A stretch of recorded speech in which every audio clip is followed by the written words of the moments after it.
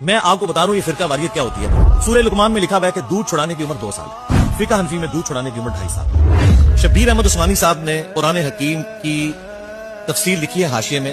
شبیر احمد عثمانی صاحب وہ ہیں جنہوں نے محمد علی جناح بانگی پاکستان کا جنازہ پڑھایا. انہی کی نسبت سے تقی عثمانی صاحب کا نام عثمانی صاحب جوڑا ہے. ٹھیک, اتنی بڑی اوورسائٹ. انہوں نے سورہ لقمان کی تفسیر میں لکھا کہ قرآن میں تو لکھا ہے کہ 2 سال, لیکن امام حنیفہ اور حنفیوں کے نزدیک یہ عمر 2.5 سال. ہو سکتا ہے امام حنیفہ کے پاس بھی کوئی دلیل ہو. قرآن میں لکھا ہوا ہے 2 سال.